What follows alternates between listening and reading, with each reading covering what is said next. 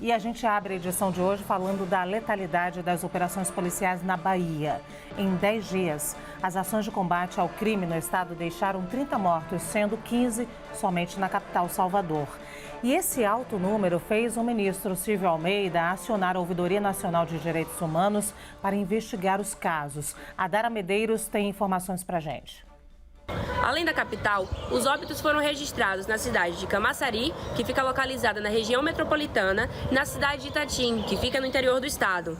Para se ter noção de quanto a população foi afetada nesse cenário, mais de 1.000 crianças ficaram sem aula no bairro de Cosme de Farias, aqui em Salvador, porque 3 escolas tiveram suas atividades suspensas por causa da segurança delas.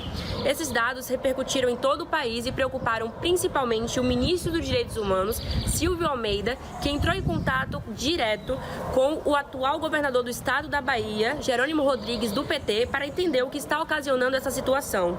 Em nota, Silvio Almeida se mostrou preocupado com o cenário da Bahia e falou que essas intervenções policiais que resultam em números expressivos de morte não são compatíveis com um país que se pretende democrático e em consonância com os direitos humanos. Diante disso, a Ouvidoria Nacional dos Direitos Humanos vai investigar esses 30 óbitos que ocorreram durante confrontos policiais na Bahia. De Salvador, Dara Medeiros. Para o presidente da Comissão de Direitos Humanos da OAB da Bahia, Eduardo Rodrigues, a chegada de novas facções no estado fez a violência aumentar, cenário que, segundo ele, influencia diretamente na quantidade de mortes por intervenção policial. Vamos conferir. Nós temos percebido que, com a chegada de novas organizações criminosas de maior envergadura, inclusive envergadura nacional, as facções daqui elas têm ou se aliado ou entrado em combate com essas outras, o que faz crescer muito o número de eventos mortes, tiroteios na cidade. Efetivamente, quando se há essa disputa de poder, disputa por pontos de comércio ou de tráfico de droga entre as facções criminosas, há aí um tiroteio, eventos mortes entre eles e, eventualmente, inclusive, com a participação da Polícia Militar, que encontra-se aí na defesa daquela população e acaba também se relacionando com isso. Muito bem, vamos ao debate. Caio Coppola e José Eduardo Cardoso já estão comigo aqui presencialmente para fazer esse primeiro bloco. Boa tarde aos dois, bem-vindos. Vou começar pelo Caio, está voltando de férias, mente fresquinha. Então vamos lá, Caio. Alguns dias que a gente vem discutindo letalidade das operações policiais pelo país, você, claro, acompanhou pelos jornais. Você acha que o governo federal deveria intervir de forma mais rigorosa nesses casos?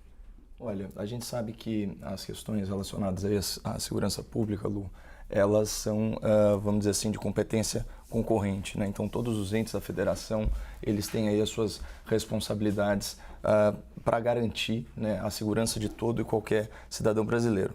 A questão é que, como foi bem colocado aí pelo nosso entrevistado, essas operações, elas se deram num contexto de combate à criminalidade organizada. Gostaria de trazer aqui para o nosso espectador um dado, né, do Anuário Brasileiro de Segurança Pública, o especial Eleições 2022. Ele foi elaborado, né, pelo Fórum Brasileiro de Segurança Pública. Foram identificados pelo menos 53 organizações criminosas atuando nas 27 unidades federativas do Brasil. Vamos lembrar que essas organizações trabalham com armamento. Perdão pela expressão muito infeliz. Essas organizações, elas operam com armamento pesadíssimo, né, recrutando aí as juventudes das periferias e tiranizando a população local. É óbvio que para que a lei e a ordem sejam impostas, né, haverá altercações com esses grupos altamente perigosos, altamente violentos e, naturalmente, essas mortes acontecem. Eu não vi até o momento nenhuma apuração da imprensa, inclusive aqui da CNN, no sentido de que as vítimas, né, dessa suposta violência policial excessiva pertençam, vamos dizer assim, à sociedade civil, trabalhadora e honesta. Pelo contrário, na verdade, todo o noticiário fala que se tratam, de fato, de pessoas suspeitas. E, nesse caso, seria até um risco inerente à atividade criminosa, né? A gente não deseja isso, né? O Brasil não prevê a pena capital, mas é óbvio que numa situação de legítima defesa, né, e de regular exercício, né, do poder de polícia, os agentes aí das forças de segurança se deparam com situações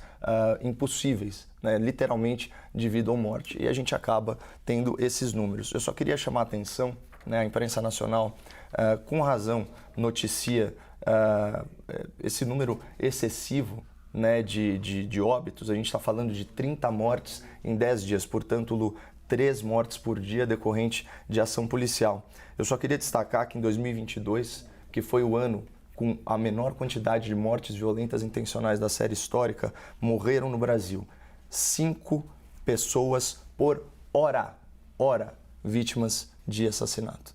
Então, isso é gravíssimo, a situação que a gente está noticiando é gravíssima, mas não vamos nos esquecer que as maiores vítimas da violência são da sociedade civil, não são das organizações criminosas. Muito bem, Caio. Não sei o que você viu nesses dias que você estava de folga, mas nós mostramos aqui outros lados da Defensoria Pública, da ouvidoria da polícia, no caso de São Paulo, por exemplo, que existiam algumas violações, denúncias de violações, a gente pode falar no supostamente, denúncias de violações, casos inclusive de denúncias de execução de pessoas. Então, não necessariamente a gente tem aí a comprovação de que as pessoas tinham envolvimento com o crime organizado, mas ainda tudo cabendo investigação. Só para atualizar o Caio aqui do que andava acontecendo essa semana aqui. Ministro, você acha que o governo federal deveria intervir de forma mais rigorosa nesses casos? Boa tarde, Luciana. Boa tarde, Caio. Evidentemente, a Constituição estabelece competências. A União não pode exercer competências que são do Estado, mas pode fazer acompanhamentos e tomar providências quando a situação vem para um campo em que a Constituição garante a possibilidade de atuação federal. No caso, agiu corretamente o ministro dos Direitos Humanos, Silvio Almeida, tanto em São Paulo como na Bahia, e não importa as cores do governo que lá estejam dirigindo esses estados. Tem acontecido um número excessivo de mortes. Não dá para dizer que efetivamente isto seja fruto de uma ação correta, policial ou incorreta. Isso tem que ser acompanhado, porque a abusividade não é aceita. E a partir daí nós temos que quebrar alguns dogmas. Primeiro, letalidade não é sinônimo de atuação policial eficiente. Aliás, eu diria o oposto, Luciano. Eu diria o seguinte: o ideal num Estado de Direito é que eu tenha o fim do crime, a repressão, a sanção sem letalidade. Isto é polícia eficiente. Polícia que mata além daquilo que é estritamente fruto de um confronto, polícia que age de forma violenta, indo além do que é necessário, não é polícia eficiente. Ao contrário, é polícia extremamente ineficiente. Ou seja, nós não podemos aplaudir efetivamente um alto índice de letalidade, não importa de quem seja. Ou seja, a letalidade tem que ser combatida pelo Estado de Direito. Isso não é, nós não temos, como disse o Caio, pena de morte. Então, muito menos a situação de policiais agirem como uma resposta a organizações criminosas, agindo como se também fossem organizações criminosas. A polícia é paga pelo Estado para agir dentro da lei e cumpri-la. Por isso, eu acho que é fundamental que o Estado brasileiro enfrente as organizações criminosas. E de que forma se faz isso? Isso se faz atacando as causas, e uma das causas que ainda permanece é a situação dos nossos presídios, que são masmorras medievais, como eu costumo dizer, que geram e captam pessoas para as organizações criminosas que nos assombram fora. Mas as atividades policiais já têm que ser feitas com planejamento, inteligência e ação dentro daquilo que a lei prescreve. O que nós temos visto, e eu não posso afirmar com segurança, é a possibilidade de nós termos ações de represália, como aconteceu em Santos, ou outras que eu não sei por que aconteceram na Bahia, em que parece que não houve planejamento, em que parece que não se pensou no uso proporcional da intervenção policial para cumprir um padrão básico de eficiência. Isto é que me preocupa profundamente. Correto o ministro Silvio Almeida, corretíssimo, em acionar a ouvidoria dos direitos humanos para, na Bahia e Santos, acompanhar o que está acontecendo. Letalidade excessiva, repito, não é sinônimo de eficiência, ao contrário, é sinônimo frequentemente, salvo situações excepcionais, de abusividade da prática da ação policial. Eu queria ouvir os dois, mas vou dar um minutinho só, porque eu preciso ainda fazer uma terceira pergunta. Mas é sobre algo que se fala muito nesses dias e é bem importante a gente refletir. A gente tem o governador da Bahia ligado a setores de esquerdas e tem o governador de São Paulo ligado a setores de direita.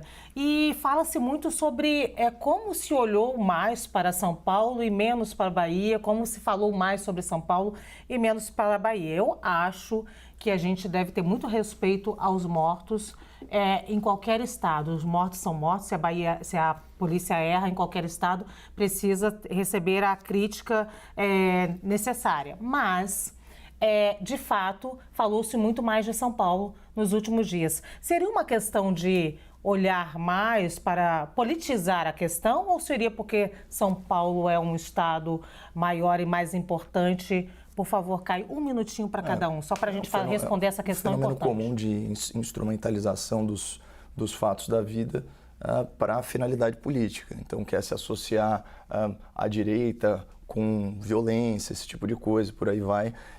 Mas eu acho que o Zé Eduardo ele foi muito próprio, né, em ressaltar aí que são situações que estão sob apuração. Né? É óbvio que a gente nunca vai defender aqui uma situação de uso desproporcional da força ou mesmo de represália. Né? Eu venho aqui sempre, né, condenar as tiranias de estados policialescos e tiranos, como é o caso de Venezuela, como é o caso de Nicarágua, como é o caso de Cuba, né, que são estados que oprimem as suas populações, que prendem, que torturam, que matam. Obviamente eu não posso defender isso no meu próprio país, não faz o menor sentido, mas nem sempre a letalidade policial é sinônimo de ineficiência.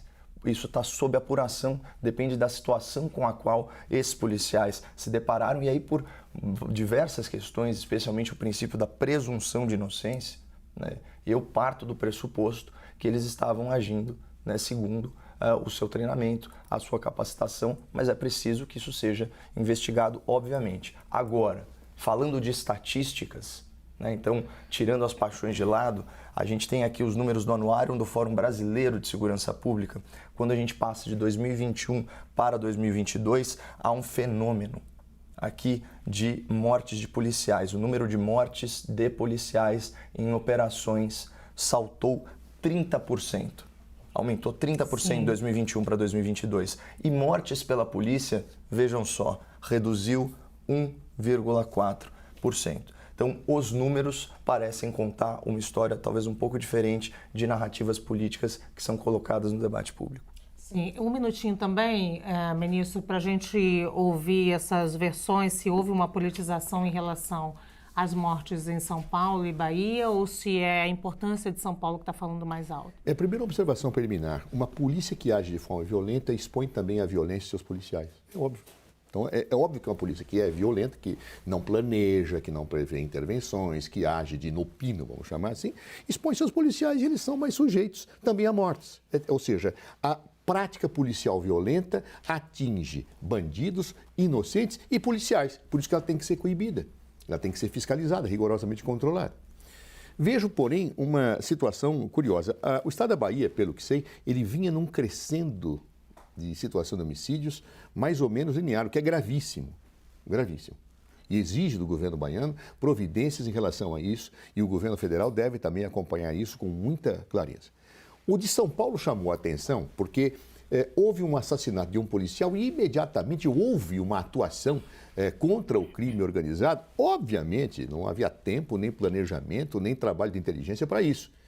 E aí houve, então, como se fosse uma reação, uma lei de talião. Isso chamou muita atenção. Não é assim que se faz a boa polícia, né? Também chamou muita atenção a declaração do secretário de Segurança Pública de São Paulo, que disse, não, estamos dando uma resposta à altura.